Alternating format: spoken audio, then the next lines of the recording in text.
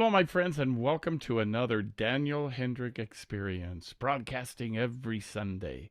We're super glad you're here today.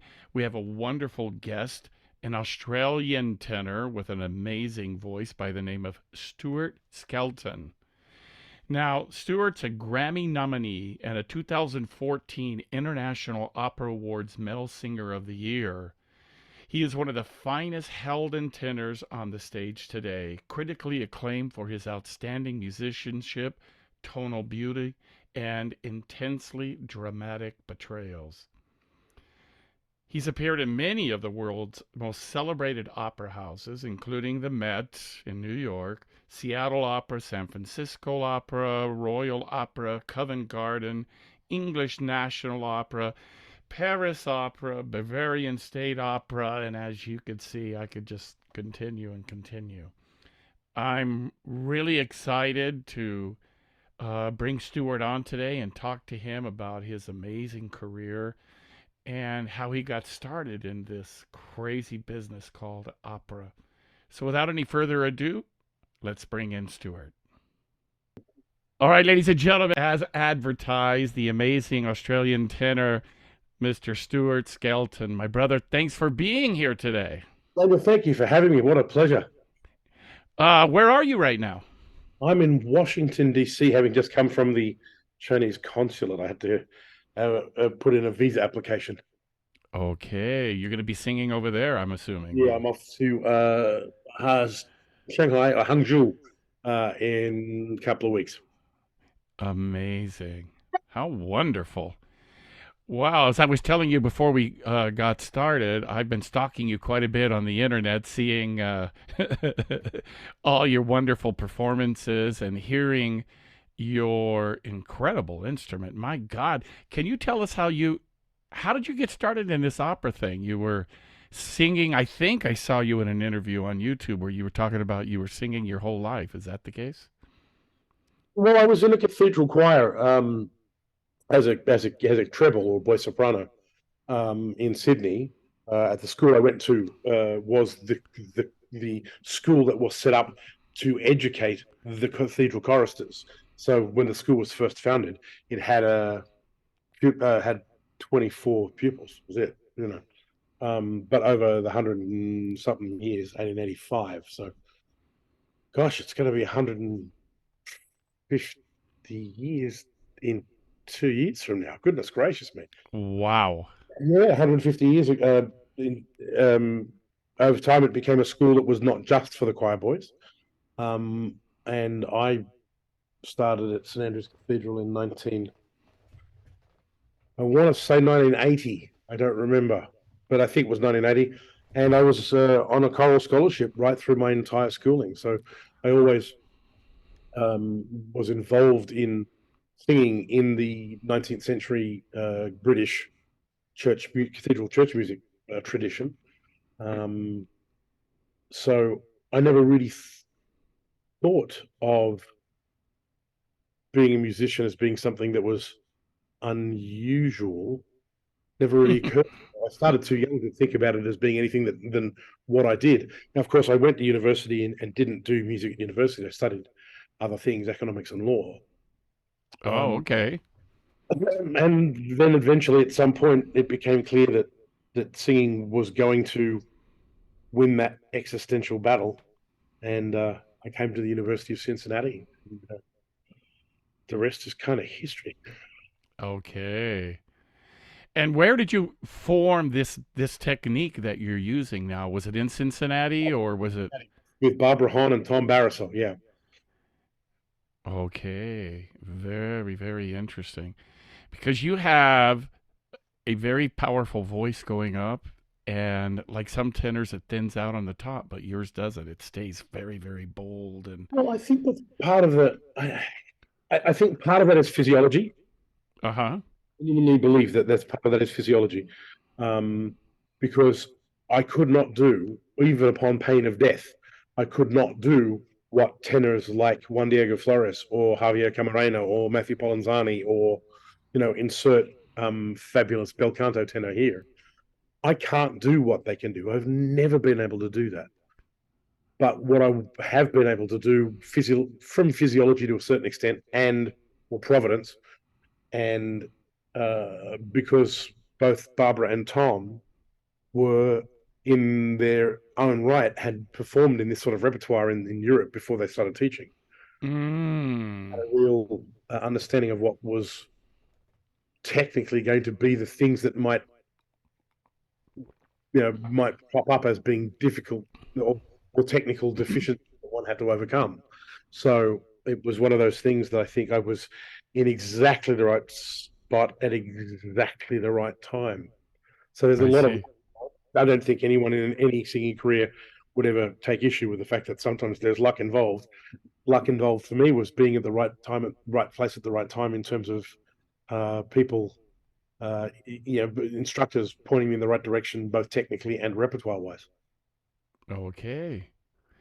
And even at a young age, when you were with them, were you already singing the kind of the Wagnerian rep, or did they make you wait a while to do that? No, well, it's an interesting thing. When I arrived, of course, in Cincinnati, I didn't have any Wagnerian rep at all. Not massively surprising. Going into graduate school, not a lot of singers have any sort of Wagner under their belt at that. Yes. Both Tom and Barbara made it quite clear that they thought that that's where the voice would end up.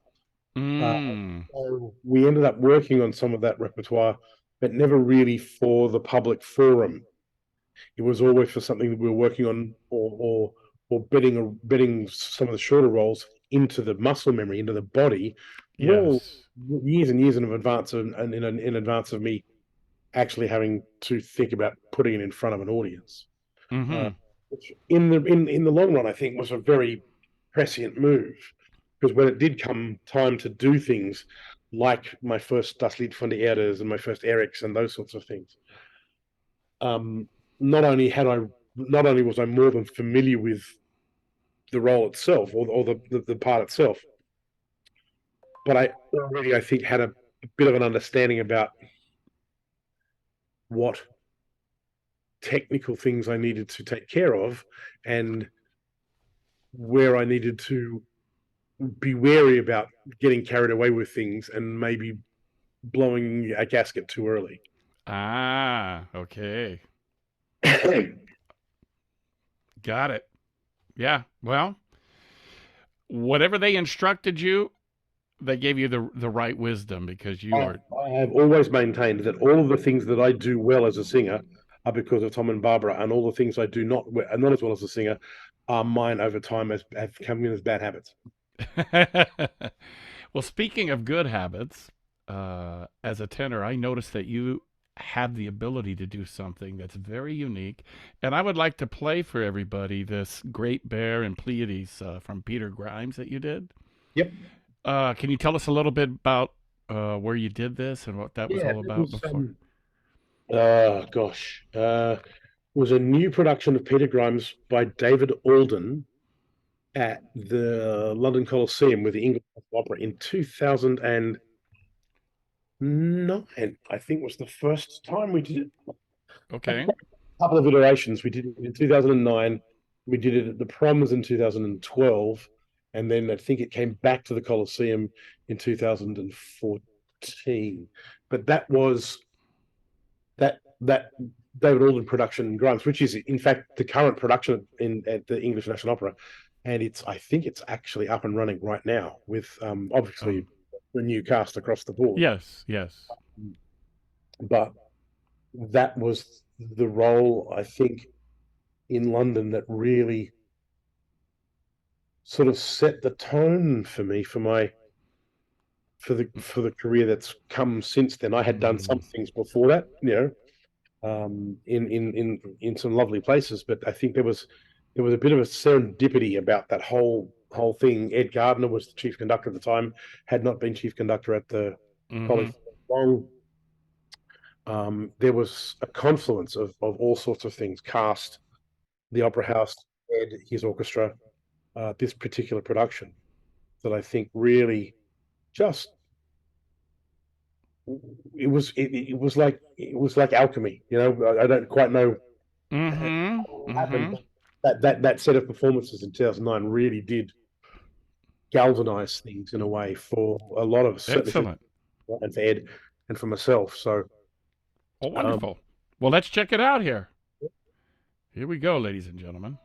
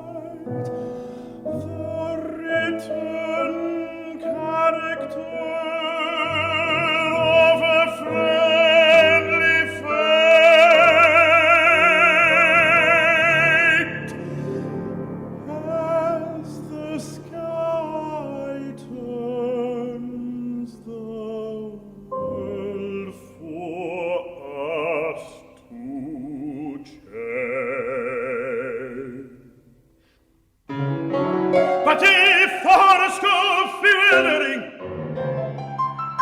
like a flashing turmoil of a shore of heading,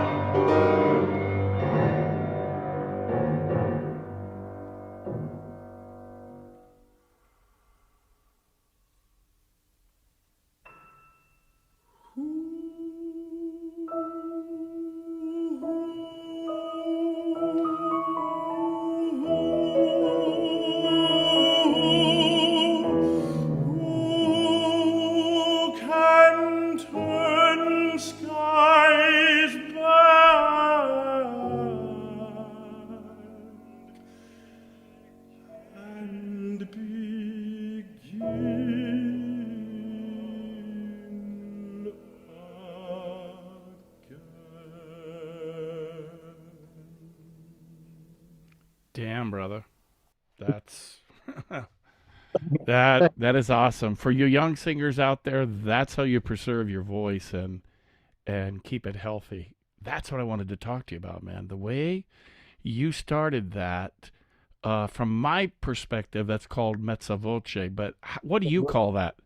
that's a real messa di voce, that real ability, particularly in the passaggio, to go in and out from a very, very, very, very fine edge.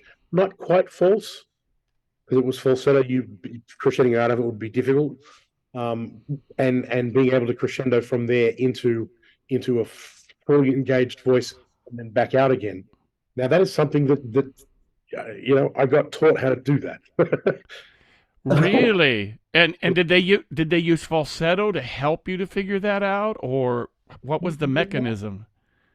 For me, the mechanism was, and I try to teach this in my position at university at Cincinnati College Conservatory, um, that in the passaggio, and you look, I was watching just by sheer serendipity, I fell down a bit of a YouTube, YouTube hole, I guess, yesterday, and there's a video of Pavarotti singing the Ingemisco, in fact, the aria, the Qui Maria, Mm-hmm. with Carian Mm-hmm. tossing the spaghetti that he used to, yeah. Yes. The fact that in his passaggio, even up to the G, um, Pavarotti's, he never made a big space. He Right. didn't. He made it when he needed it at the top of his voice, absolutely. But in the middle of the voice, he let his resonance do all the work for him. Mm. And it's been something that this was, it was Tom and Barbara by way of Dick Casserly that sort of took me aside and said, You need to perfect that part of your voice. And I didn't realize at the time why particularly, um, until I started singing Lohengrin, and then I realized that that's where he sings like 75% of the damn role.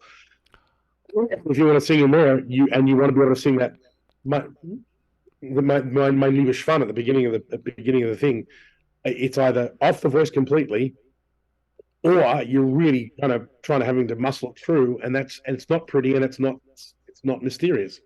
So I like to keep through the passaggio. I like to keep it a really. I tell my students loose but compact. Ah. Loose but compact, because the compact means that behind this whatever space you have right here at your lips, at the articulation point of the process, behind you have this ability to use the little private concert hall that we have back here built in, Mm-hmm. and a Mm-hmm. concert hall that we can move the walls and the ceiling and the floor to infinite at will. Try and do that with Avery Fisher. You have to move. It takes you 30 minutes to move this wall and this, and that. And as singers, we can do that instantly. And because singing on your resonance is free, singing on your muscles costs you. There's a price, Yes. and it's a price we all pay, and it's fine. We understand that that's the price of admission. But if you're singing on your resonance, that's a gimme. That's a freebie. It costs you nothing. Nothing. Yes. And so once I sort of worked on that, and for me, it started not from a falsetto point of view, but from a really, what I would say, an owl hoot kind of view, sort of thing, but connected. Yes. Yes. And that overplays, the owl hoot overplays it to a certain extent. But when you understand where that resonance is, and that you can do that and still be connected fully to your apparatus, to the body, then it's just a question of degree and trying to find where exactly it's going to fall off. And of course, in a studio or a practice room, or sometimes in early rehearsals, you find where it falls off, and it falls off and goes ding, and you're like, oh, okay, not. And you learn over time where it is that sits, and you just understand exactly how much you don't have to give, so that you know that you can take these what appear like extraordinarily long phrases without really sounding like there's any effort involved. Amazing. Well, you do it very, very well, uniquely well. I was taught well. I've got to say that it was drummed into me pretty early. Dick Castley was in Cincinnati when I was as a master's candidate, and we sang some things. And Dick came, and he was a bear, just a monster human being. Yeah, I actually sang with him in a concert when I was just starting out in my career, and I'm on the stage with this guy, and I'm like, holy crap, what a powerful voice. At CCM, I was what, 6'2" and 270, 285 maybe. Uh-huh. This guy just in the room with me, was just a monster. And he took me aside and he said to me, son, I need you to promise me that you'll sing all of the repertoire you're going to sing with as much beauty as you can for as long as you can. And I really took that to heart. I really did, because even then it was clear that the Wagner stuff, you can sing it just loud all the time if you want. Mm-hmm. I suspect that gets tiring for the singer, and I'm pretty sure it gets tiring for the audience. Yeah, there's no contrast, right? And Dick was really instrumental in just those words. Just, when Tom and Barbara obviously had started me on that track, so I was very lucky that I had people who were really taking care of me and what I should be doing with the voice that I had and the repertoire that was headed my way.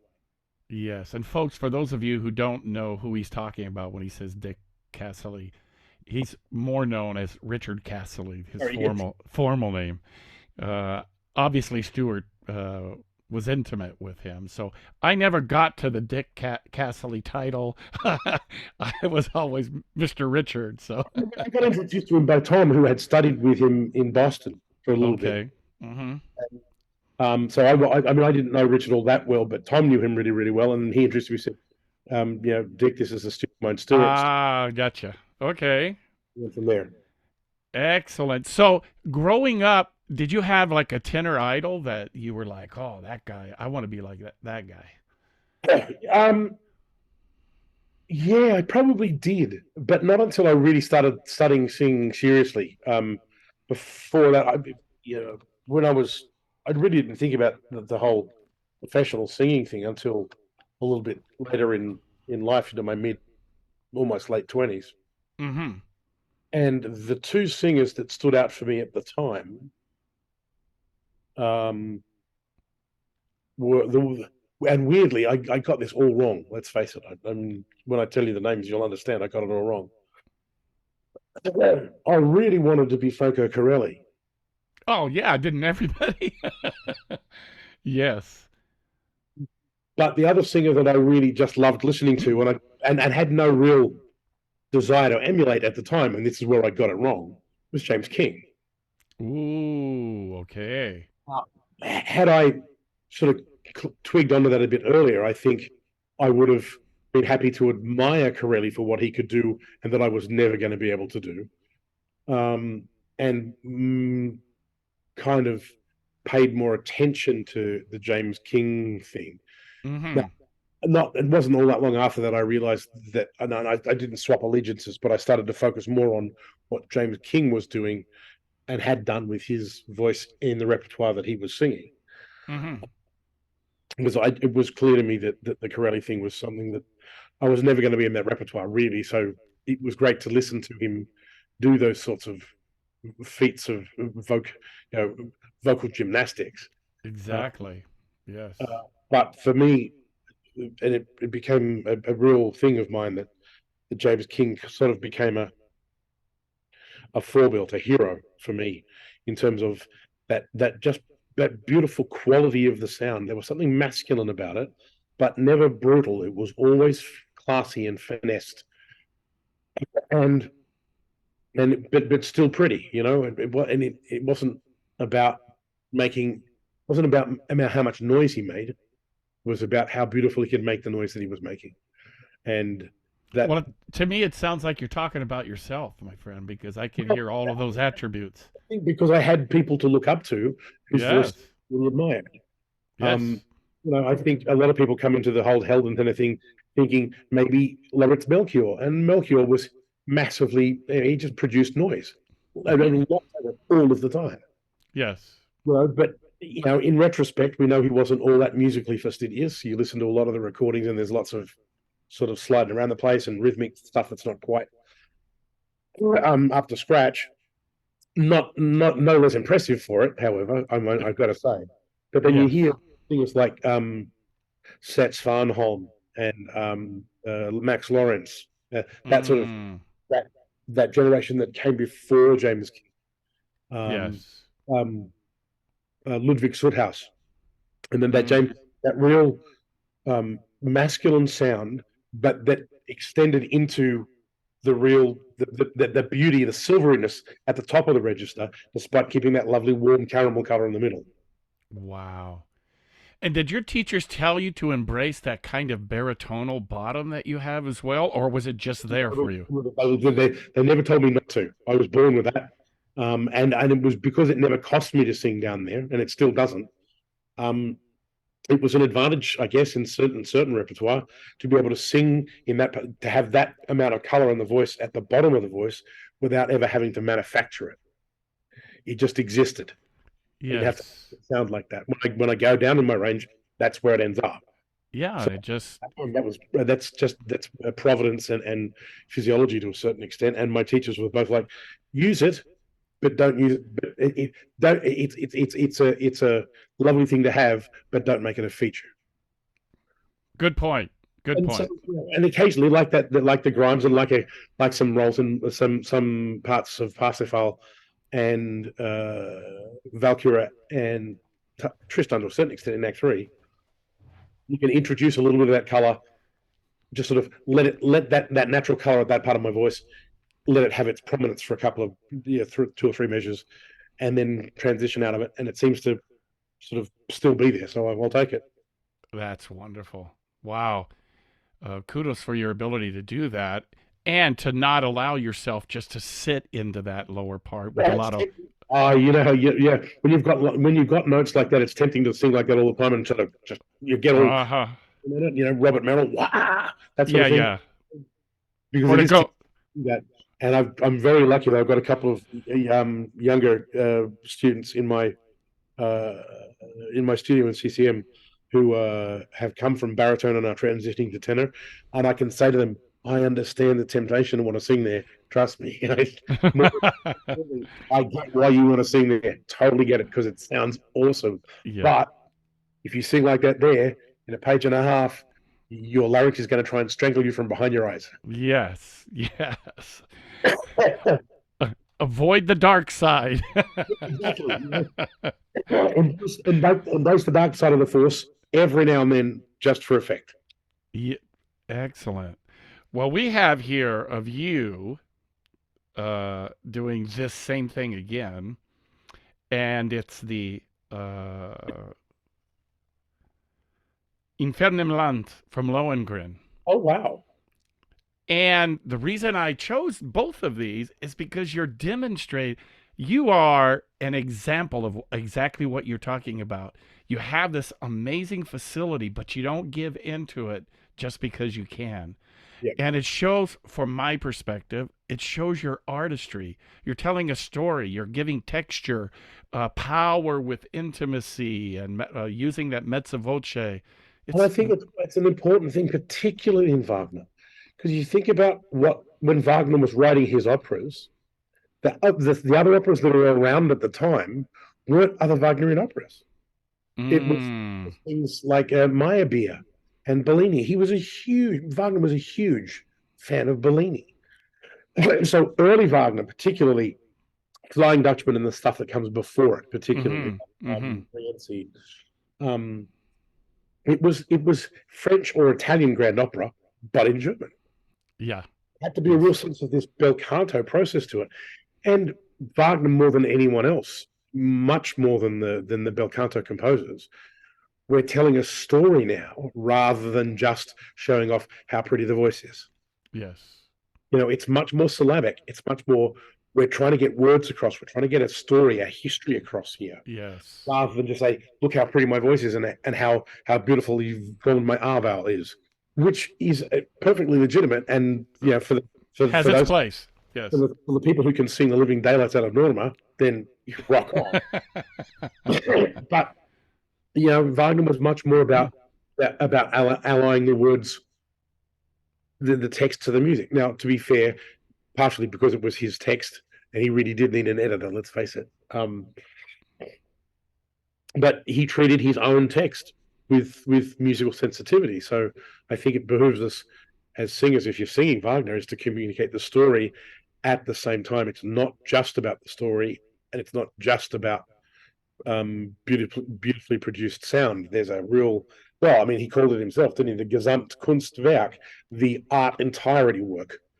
So I think it's something that I really try to instill in my students. It's like, yes, singing beautifully is fabulous, and having great diction is fabulous, but having them both so that they're inextricably linked with each other is a little more difficult to do, but it's worth the effort. Totally worth the extra work. Yes. All right. Well, let's check it out.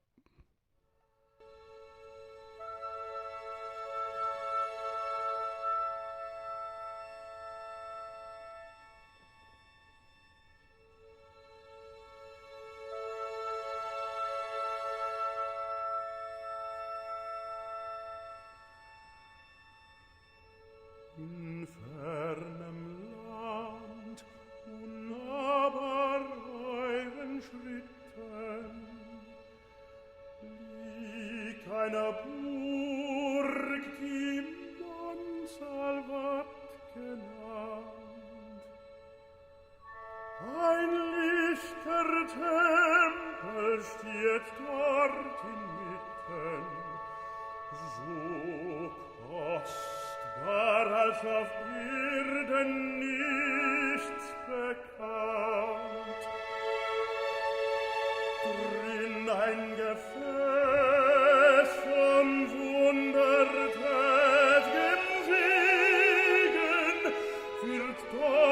als höchstes Heiligtum bewacht. Es ward das Sein der Menschen reinster Pfliegen, herab von einer Engelschar gebracht.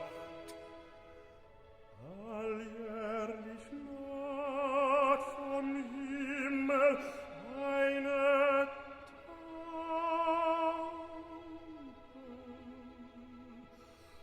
neu zu stärken seine Wunderkraft.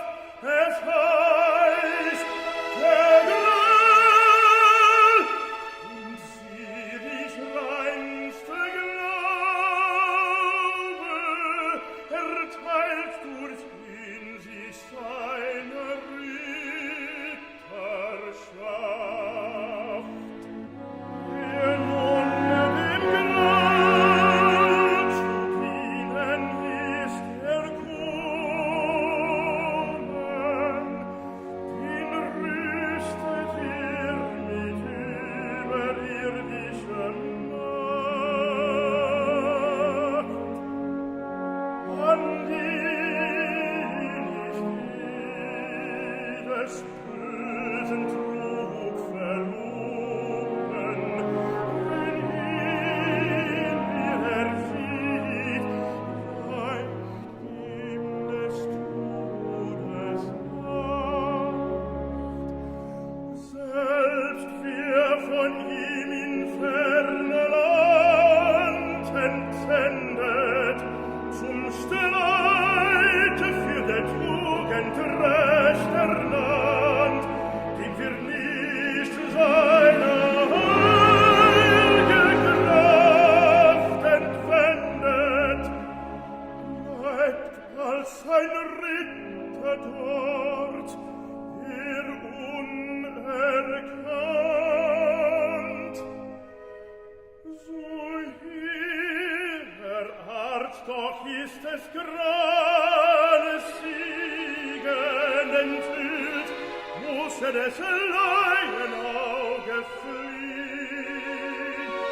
Des Rittes drum soll Zweifel ihr nicht hegen, erkennt ihr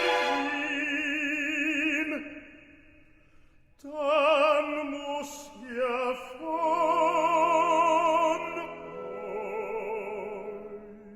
euch ziehen. Nun hört, wie verbotene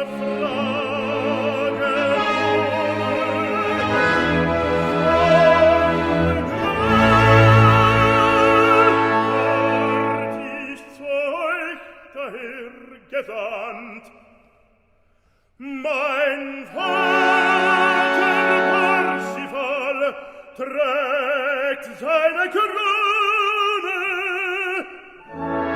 Sein Ritter ich bin Lohengrin genannt.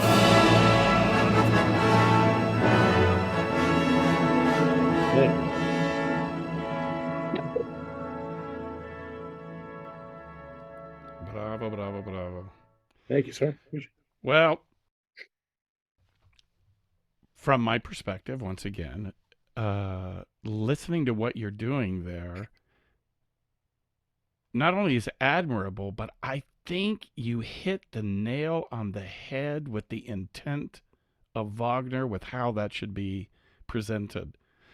All of that mezza voce that you're using just set up those bigger notes with such contrast now. Yeah. And that is really, really, and correct me if I'm wrong, but I felt like you came from a place of almost a caress through the whole thing. It's like, well, I think you have to, because one of the things that is really obvious, particularly in this, by the time we get this part of the opera, is that when Lohengrin first starts singing, he's accompanied only by strings. And it's not until he gets to Wer nun den Gral zu dienen ist der Kuhn, to the very first time we hear the brass play. Aha. Whole bit where in fernem Land und Navajoen Schritten, alljährlich von Himmel eine Taube, that's all only with strings, even to the Taube, Wunderkraft, das heißt der Gral, so that's all only with strings. And then when it modulates from A major into F sharp major, that's the first time we hear the brass. The first 2.5 minutes of that thing, not including the high string stuff that comes before Lohengrin sings, which of course is exactly what we hear at the beginning of the opera.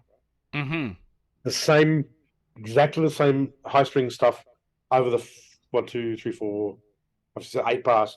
The very first thing we hear at the opera. The brass doesn't kick in until halfway through the aria. And at that point, he's talking about it's all mysterious. Yes. And he's not saying anything about himself. It's always about a long way from here. And he's setting up, it's all atmospheric. And even then, he really doesn't say who he is until the very last words of the aria. Yes, right. Yeah, it's all about setting the story, setting the atmosphere, and then explaining what the Grail is and to whom it and what it does.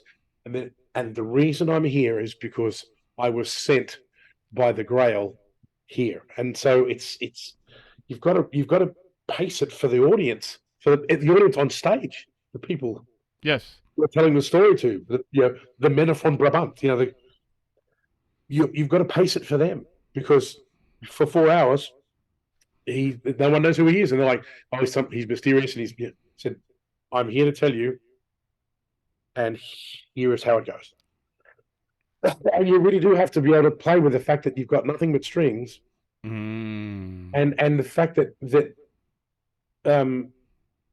when the Grail Knights are sent away to go and act as champion or whatever quest they've been sent on, they can't return until the quest has been completed. So there's certain amount of Heimweh involved. I'm sent here, Elsa, to be your champion. Yes. But now, because I've had to reveal myself as your champion, now I have to go. Right.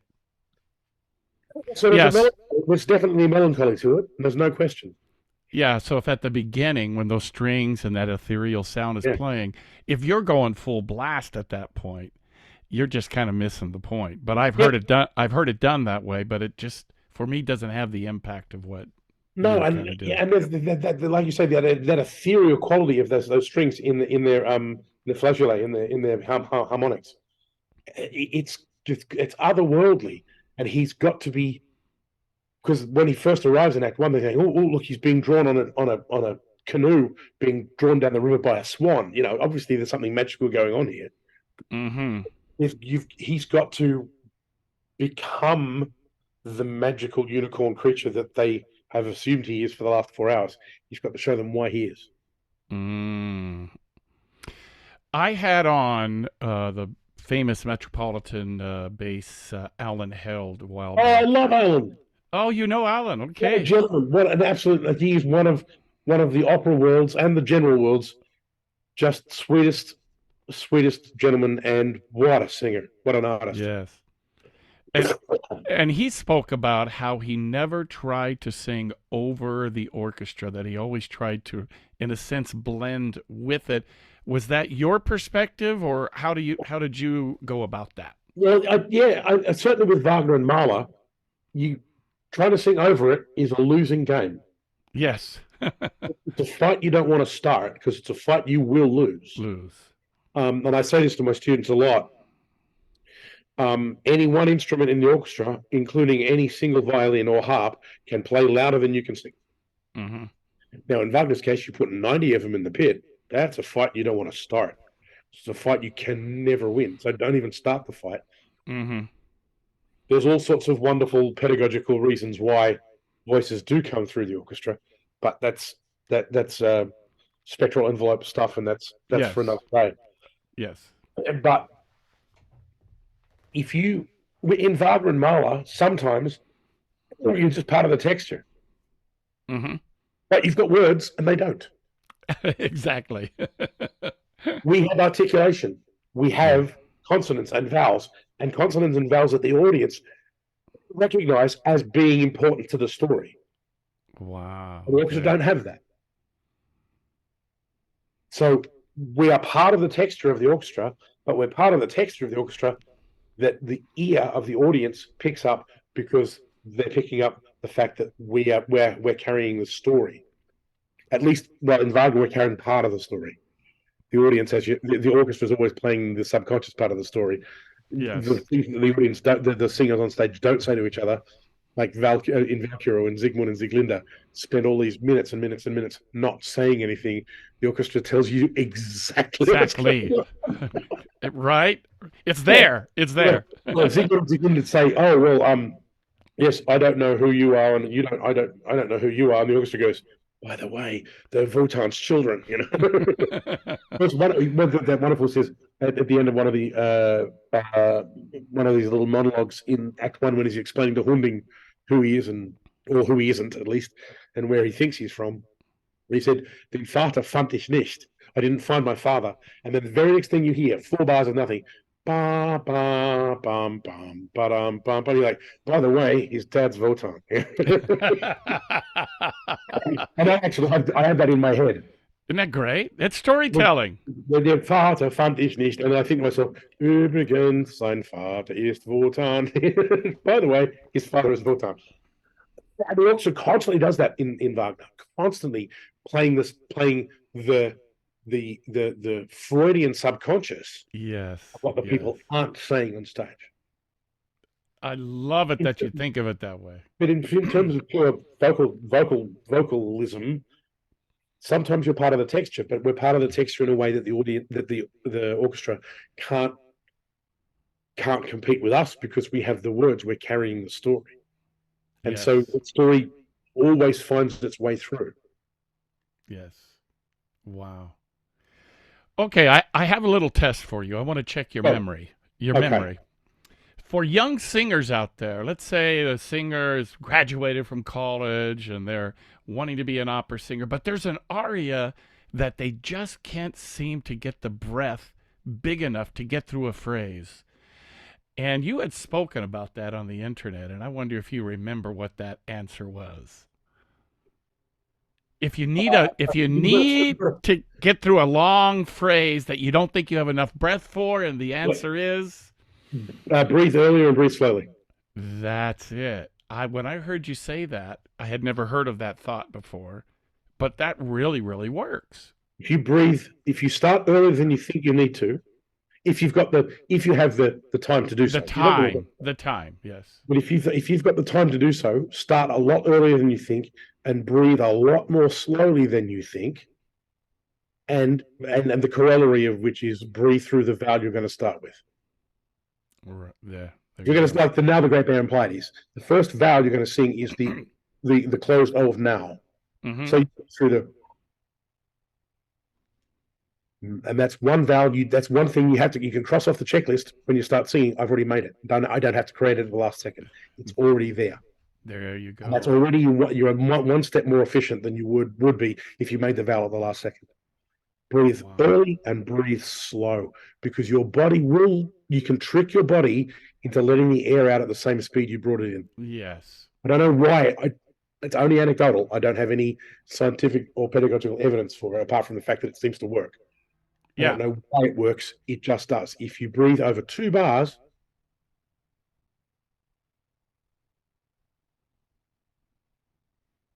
and then sing, your body will release that air at the same tempo, and you will always get to the end of the phrase. Doesn't matter what happens. Right. So folks that are just listening to this podcast, what he did was he took a lot of time and he was breathing very slowly in. And I think that's a part of the neuroscience of the brain. It sees the stage that you're setting. Yeah. And then programs you essentially to follow. I think that's probably it. Is that it realizes, your body realizes, oh, I'm in for a long phrase here. Let's let the exhalation part of the process. Let's make it match the inhalation part of the process. Mm-hmm. And you get to the end of the phrase and you've got air left over, and you're like, gosh, I've never been able to do that before. Not because you didn't have the air. No, Yes. you've always had it. Yes. You've always had the air. You've never let yourself believe it before. I like that. And I actually, when I heard you do that, I have a young tenor that I'm working with. He was singing Il Mil Tesoro. Yep. And I had him do that just before the Non si volio tornar. And by golly, after a couple of times of practicing that, his body followed the setup. It does. And muscle memory really actually happens a lot faster than we give it credit for. Mm-hmm. It really does. Really brilliant. And you can, and everything just goes and gets itself from the lineup, and it leaves it. Well, I think the important part of the neuroscience part is that it gets out of your way. Yes. Very hard, I think, to breathe in through a small hole, very, very slowly over a long period of time, and be tense at the same time. Hard to do. It's hard to be like that and do it at the same time. When you're breathing in that slowly, everything around you starts to relax. Relax and let go. By definition. Now, when you breathe in like that, are you breathing in through your nose and your mouth simultaneously? No, probably. Good question. Let me think. No, I think I'm breathing through my mouth most of the time. Okay. Now I think about it. Yeah, through my mouth. Because I'm conscious of forming the vowel that I want before I get there. Yes, there's another neuroscience thing right there. You're preparing the way by having that vowel in the breath as you're taking the breath. By having the vowel shape all ready to go, when you then reverse the process and start to sing over it, the vowel shape's you don't have to make it happen in the last second. Right. Excellent. So, folks, what he's talking about, let's say you're singing the aria Nessun Dorma, instead of just doing ne in your breath, you're thinking Yeah, breathe through the air. And it's there. And then all you have to do is commence phonation, and you're starting phonation in Nessun Dorma on a voiced consonant. So you've got it forward where you need it to be, because the N is forward. And then the vowel's already built in. Yes. And it's already there. You don't have, it's one list follows. On the checklist of things you need to do to start this phrase. You've crossed 3 or 4 of them off the list already. Fantastic. So I ask everybody this same question. Have you had a theater where your voice just seemed to resonate better than another theater? I don't know. Sadly, I'm never in the audience when I'm singing, so it's hard to know. I don't tend to sing I tend not to sing to the auditorium I'm in. I pay very little attention to the room I'm in when I'm singing. That's amazing. I sing to what the sensation is in my body. Oh, excellent. Excellent. Because if you sing to the room, you'll change the way you sing every time you're in a different room.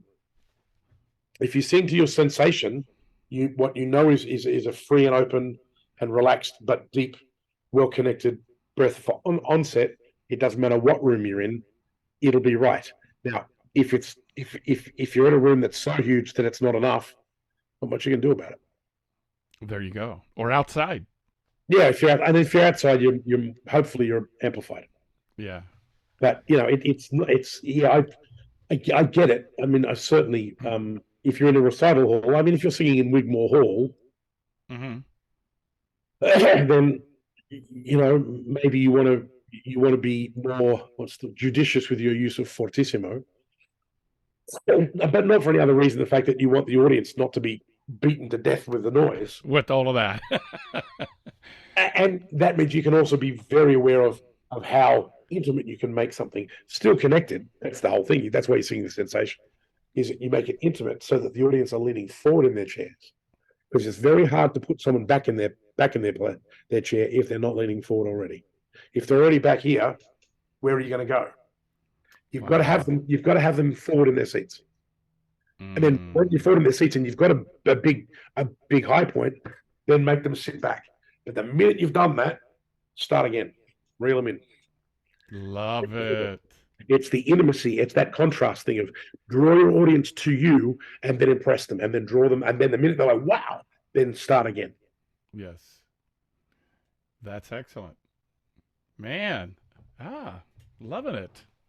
You're surprising me here with all of this detail. I'm loving that. I Very. love singing, and I love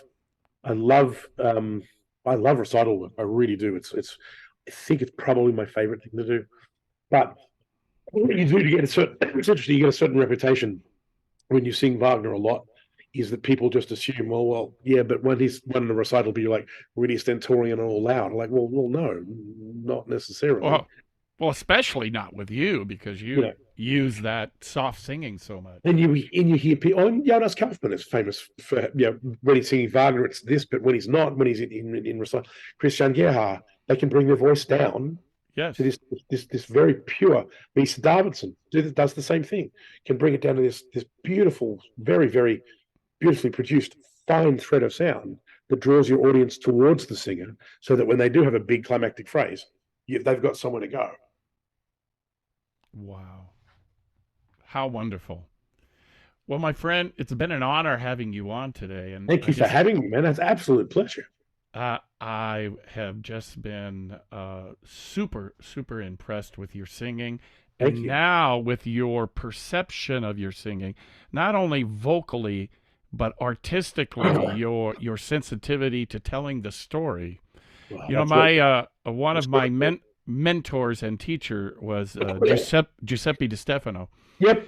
And that's what he was always about. It was telling a story, tell a story, tell a story. Well, Julie Andrews famously said, hang on to the words. If you hang on to your words properly, the voice will follow you. Amen to that. You know? Well, folks, I'm honored that you were with Stuart and I today on the Daniel Hendrick Experience. Every Sunday, you can find me at danielhendrick.com. And when you stop in at the website, pick up my book, Know You Know. It's about my life as an international opera singer, losing my voice and getting it back and singing all over the world. So check that out. And until next Sunday, folks, let's give it up for the great Stuart. Man. Absolutely. What a fabulous time. Thank you. I appreciate it. Thanks for having me. I really do. Thank you so much, folks. God bless. See you next time. Ladies and gentlemen, thank you again to Mr. Stuart Skelton. You can find him all over YouTube. Amazing performances. I just want to thank him for being with us today on the Daniel Hendrick Experience. For those of you who want to know more about my life story, my book, Know You Know, you can find on danielhendrick.com. And there you can find other podcast episodes as well as the book. So hope to see you again every Sunday on the Daniel Hendrick Experience. You can find it at danielhendrick.com. And if you get a chance, become a member of the Daniel Hendrick Experience on Facebook. Look forward to seeing you next Sunday. God bless and take care. Take